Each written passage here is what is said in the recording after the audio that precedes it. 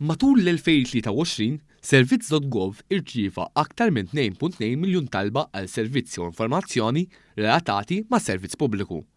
Dan tħabbar mill-kap tas-Servizz Pubbliku Tony Sultana waqt it-tnedija tar-rapport annwali tal-Aġenzija, fejn ukoll ġie żvelat dera ġdida għal din is-sistema ċentralizzata governattiva wara eżerċizzju ta' rebranding.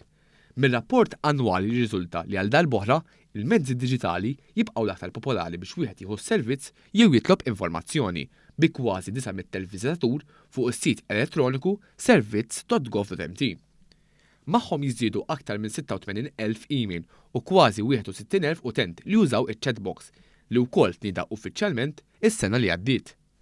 Il-Freephone 153 baqa' fost aktar linji użati f'pajjiżna b'aktar minn 860,000 telefonata fit-12 xahar tal-2023. Fl-istess perjodu kważi 300,000 persuna preferew is-servizz wiċċ in wiċċ billi żaru xi wieħed mill-24 ċentru reġjonali li jeżistu fil-pajjiż tas-Servizz.gov. Is-Segretarju Permanenti Ewlieni għal dawn iċ-ċifri huma xhieda li l-Aġenzija għas-Servizzi Governattivi mhux biss qed tkun effiċjenti iżda wkoll qed tkompli tikber. Żied jgħid li r-riżultati miksuba huma awgurju għall-futur dejjem isbaħ. Is-Servizz.gov kull ma jmur qiegħed dejjem jikber, is-servizz dejjem jissaħħaħ, allura kien xieraq ukoll li nimmodernizzaw id-dera tiegħu.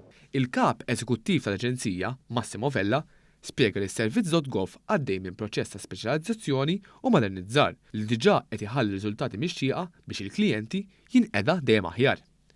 Semma li anke l-2024 se tkun sena bi proġetti ambizzjużi fosthom b'aktar modernizzar ta' ċentri u aktar investiment f'għodod diġitali, inkluż bl-assistenza tal-intelligenza artifiċjali.